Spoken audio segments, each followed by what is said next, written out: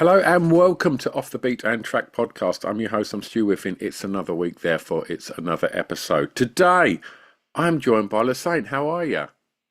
I'm really good, thank you. Yeah, really good. Good, good, good. There seems Thank to you be so a much for having me. little tiny bit of lag on your video. Um, Oh, really? yeah, Uh, but we seem to be okay now, so we'll just roll with okay. it. It's absolutely fine. How are you? Yeah, really good, really good. It's been an amazing few months. I've just recently come back off my tour, my first European tour, and it's been, yeah, really, really amazing. Wonderful. Where are you today? I'm actually at my parents' home today in Manchester. Fantastic. Well, we're going to be talking formative years and growing up and parents on today's show. And we will obviously be talking about your music, but I'm going to ask you for some other songs. And to kick off today's playlist, I'm going to ask you to tell me the song that you regard as having the greatest ever intro, please, Lucy. The greatest ever intro. I would go with, I actually really love Christine and the Queens. I Hmm. think the opening of that song with the keys is really, really amazing. So I'd go with that track. Fantastic. Fantastic. What was the name of the track? It's IT, Christine and the IT. Queens. Yeah, it's. I think like as soon as I heard Tilted, it was like, oh, this is different. And then the kind of music just progressed and progressed and got more and more interesting. And Yeah, yeah, incredible artist, absolutely incredible artist. Well, yeah, look, I love her.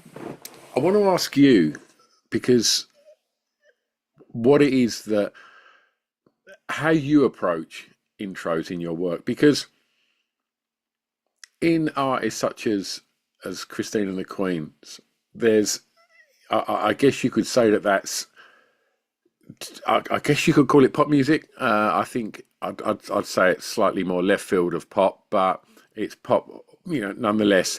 And trends that you see in kind of commercial pop songwriting now seem to adapt to that. Don't bore us, get us to the chorus. We can't be having these huge, like 1.5 minute intros that, the vocals got to come straight in. Do we start with the chorus? And whether that's right or wrong, that's always up for discussion. But I want to know if any of these kind of trends in,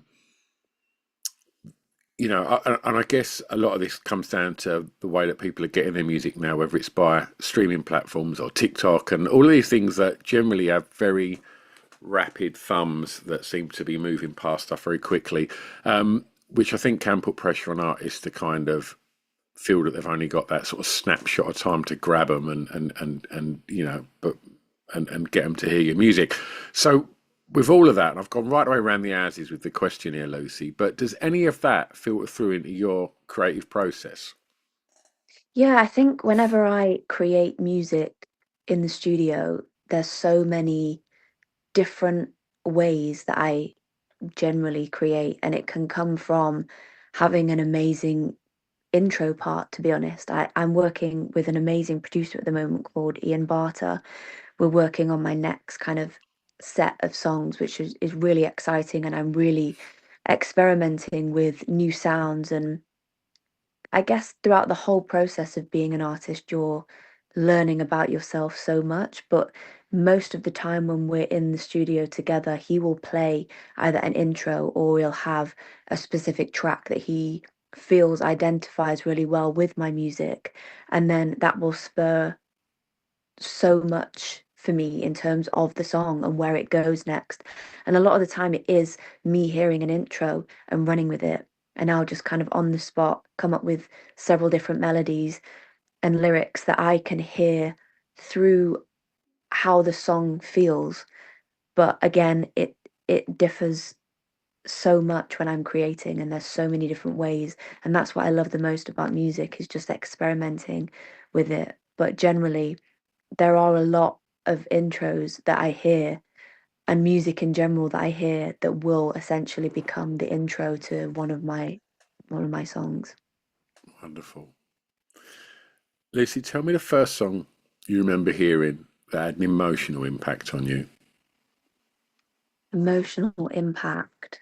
I think For me, Holocene by Bon Iver is one of the songs that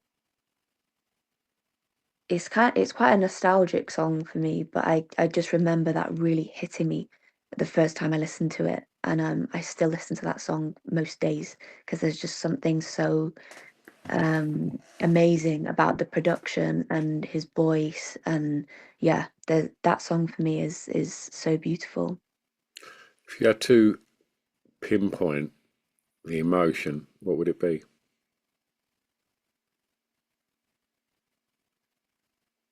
I'd probably say it's so strange because there's quite a lot of sadness in there, but there's also I do feel very emotional generally listening to it, but it's kind of like a happy sadness. Um, and I think because it holds so much emotional impact with the music and the production, it's almost like this euphoric feeling that I have when I listen to it. You you touched on the fact that you're at your folks' place in Manchester currently. Um, was Manchester where you grew up? Yeah, yeah. So tell me a little bit about home. Was it a musical environment? In some ways, yeah. I think my parents listen to a lot of like Motown music. They listen to a lot of jazz music. They listen to many different genres, and there was always music playing in the house. And that was essentially where I first heard these amazing voices, and that definitely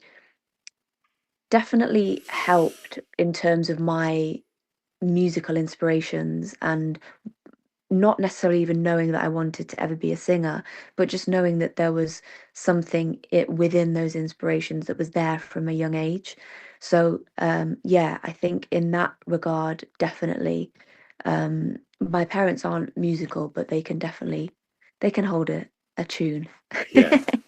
And so what you mentioned you were sort of vocalists there, like that would shape you and influence you, and you mentioned Motown. So are you talking Marvin, Stevie, and all the classics?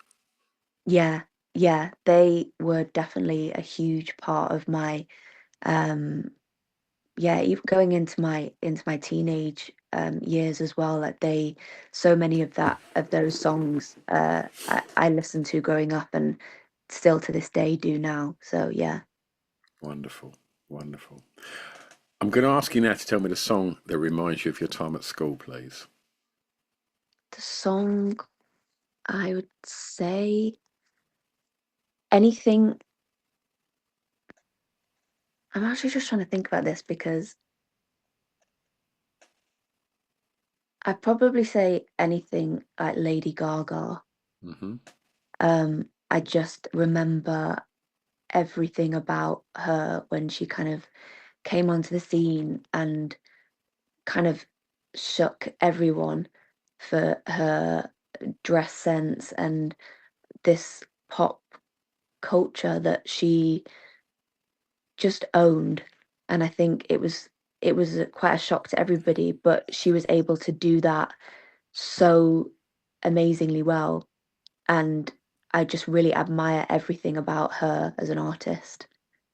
I think she she took the baton. I think you've seen these incredible women in music, whether it be Debbie Harry, sort of through to I guess Kate Bush and then Madonna, and then through to I think there's such a clear line from Madonna to Lady Gaga. I think it's just absolute confidence, like trailblazing pop music, and just such a visual aesthetic as well. I think like and Lady Gaga was sort of constantly surrounded by mystique and all manner of sort of chaos and interest, and that can only be equated to the sort of trailblazers like Madonna, Bjork, and such. So I think she's a remarkable artist, and I just want to sort of talk a little about school really, and I'm going to ask you first, was that something as an experience that you enjoyed going to school? In some respects, yeah. I think it was quite difficult for me in school. I was as a young girl, especially like primary school, that was quite hard for me. Just being a very shy girl and struggling within that social dynamic at the beginning. And I think that for me, the only way that I was able to get away from that world, if you like, was through singing that and through music. But I wasn't even aware until I did an audition in school. I was so young, I can't even remember what age, maybe 7 or 8. And I did an audition that was so random, and I don't know what made me do it. Being so shy, I had no idea what I was doing. And I remember I went to a Catholic school and I sang a hymn. I think it was called Abba Father, and it was to basically have uh, a solo part singing in the choir. And I got it. And I remember my teacher at the time saying, "Oh, like that maybe you should think about, singing and being a part of this choir and continuing to, do this." And I'd never really given it a thought up until that moment. And from then on, it kind of became my thing. Like singing became my vice, and it became something that felt safe and comfortable. And it was almost like I could use that to be sociable in a way and have, you know, be a part of things for the first time. And yeah, that really did give me so much more confidence. And as you sort of found your way, through to, the latter years of school, was the sort of creative elements of performing and singing and such, was that actively encouraged at school? Not really, no.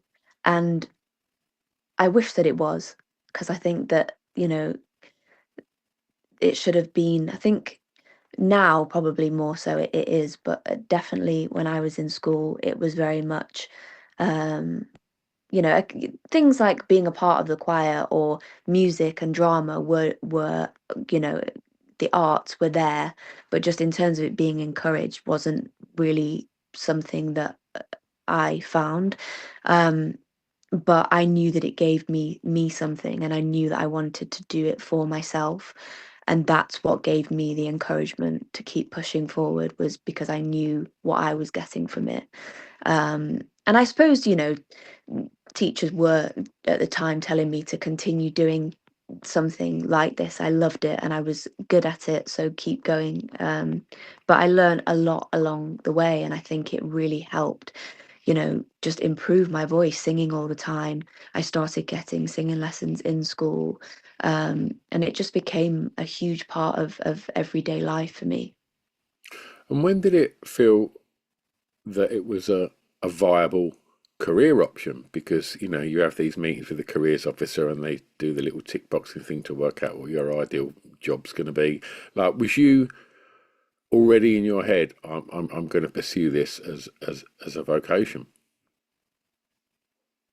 Yeah, I think I'd never ever thought that it was possible to be a singer as a career. Absolutely no way. Why did you And feel like that? I don't know. I think it just didn't. It was almost like that was another universe. That whole world of people being a singer as a job was that's not in my world. It's not something that I could do. I also didn't even know really how to go about it, or and didn't know the best kind of. I joined so many I did so many different like competitions online, and I remember there was one specific competition that I ended up winning when I think I was about 15, and it was just an online competition, and I went to a really random like sports hall in the middle of Urmston in Manchester, and there was other people auditioning, and I ended up winning it. And the competition winner got to go to a recording studio in London, record your favorite song, and also write a song. And that was my first introduction to writing music as well. And when I got that introduction, a whole new world opened up for me, and there was just something in that moment of being able to write for the first time that felt so special, and not understanding what this other component of music was that I loved so much, but I needed to explore it more. And when I opened up that world, I actually started writing quite a few poems. A lot of lyrics were just happening, but it just started as poems. And then over time, they developed into melodies. And I've got some really horrendous songs that I wrote at first, but also some really pretty songs. When I Yeah, first started, it was definitely a process. But then I soon realized that, there's so much more to music. There's so much more that comes to life when you write music and when you think about what you want to write, how your melodies sound, how, music comes together. I always find it so strange how you can be in a studio with a producer or a guitarist and a keys player, and you come away with a song, and it's just always so fascinating to me because I think, how did we get from A to B? How did we navigate that whole writing session? And I love music for that. fantastic.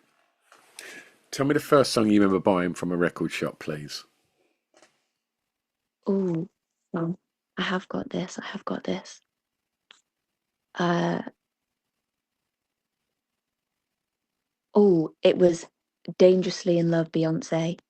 Nice, nice. Look, can't ever deny Beyonce and her wild talent.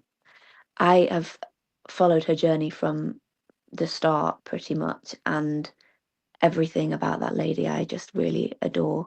I think her vocals are unbelievable. The way that she presents herself on stage, all of her music is great, and there's so many different inspirations that I have from growing up to now and what I listen to now. But I just really admire her pure talent. I think she's amazing. Wonderful. I'm going to ask you tonight for track five to tell me the song that soundtracked your year's clubbing. I mean, I'm talking to you like you've retired from clubbing. You're young. You should be out enjoying clubbing. So, a song that has soundtracked or is soundtracking your year's clubbing, I should say. um, I'd probably say uh, Sean Kingston, like Beautiful Girls, or anything from him, to be honest. I absolutely adored him, still do now. Um, all of his music. But yeah, and I'm trying to think if there was um I can't think of another one, but I'd definitely say that track. I just remember many nights partying to that track. Love it, love it. Well, look, from the clubs, we're going to take you home, and I'm going to ask you to tell me a favourite song from an artist from your home county, please. Ooh, let me. Oh, I'd say Elbow and Loneliness of a Tower Crane Driver. And I remember hearing that song on the radio actually. And I followed Elbow for so long and loved them. And I remember hearing that song for the first time, and it was so emotional. Again, it had that real emotional impact. And I will never forget. I can't even remember why I was driving, but I just specifically remember that moment of feeling like there was no one else around and there was nothing around, but just almost driving a- along a country lane somewhere. And I just remember that feeling of like, I can't get over that emotional impact of the track. I just still, again, listen to that all the time. I love it. It's fantastic, and it's nice to have a Mancunian choose Elbow. They're not the most obvious choice from Manchester, so it's always nice to get a shout out for Elbow. I've got a nice little story as well about Elbow and Manchester. So in the kind of mid to late '90s, I was in a band and I was touring about and we was playing in Manchester, and I think it was the Ball Walk we was playing. Is it the Ball Walk? Ball Walk's Manchester, isn't it? Yeah. And when we get there, we was our sort of second ever tour, so there was like rarely anyone at the shows. We were still cutting our teeth, and we got to this show, and it was like, wow, it's absolutely heaving. This is incredible.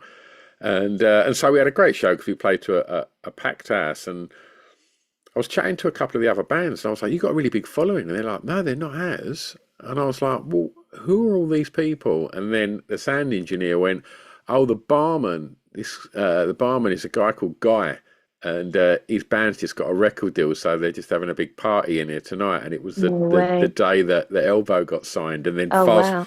fast forward 3 or 4 months, and uh, I hear Newborn, and I'm like, holy shit, that That's guy's amazing. voice is off the scale, and like, yeah, and Yeah. then obviously the rest is history, and what a remarkable band they are.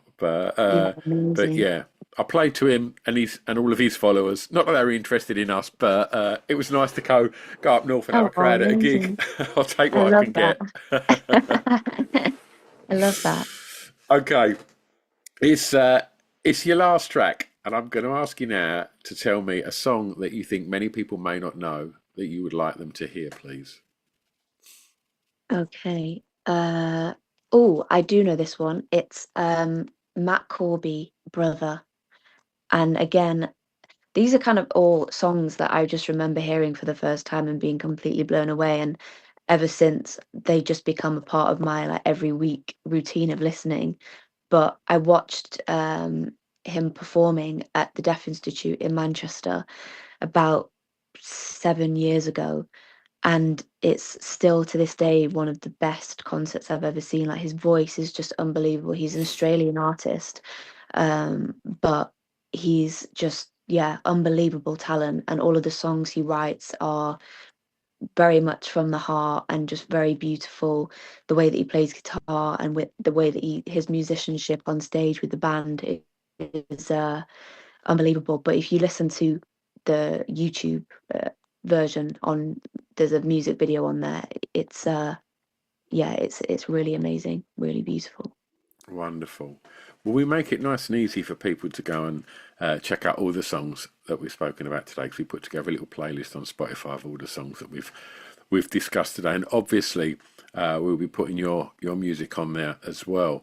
So that brings us round nicely to your music. So bring the listeners of the show up to speed with all things Lusaint. What's happening?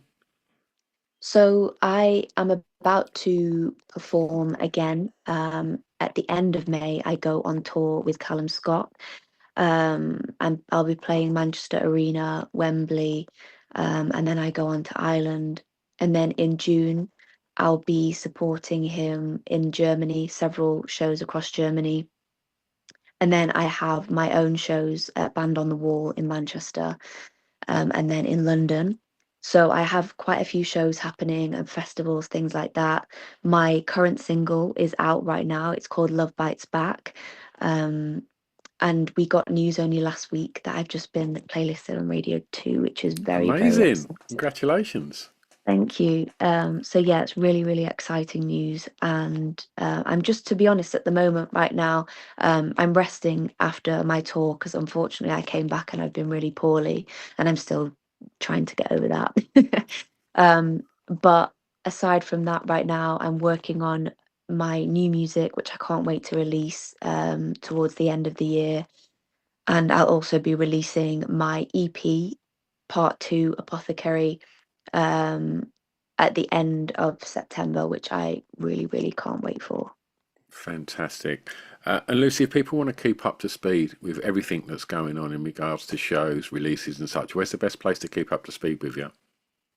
I'd say everything on Instagram and YouTube as well is where I keep all of my updates, and all over social media platforms.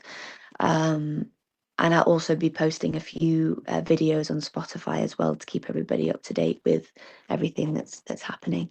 Fantastic. Well, if it's all right with you, when we release this, we'll tag you in it on the social. So if people aren't following you already, we'll make it nice and easy for them to do so. Amazing. Thank you so much. Saint, it's been an absolute pleasure. I'm going to press stop now, but don't go anywhere. I'm also so sorry that there's been a camel the whole time in the back. I keep trying to I keep trying to move the camel and it's just not I'm getting out loving of the the picture. camel. I'm loving the camel.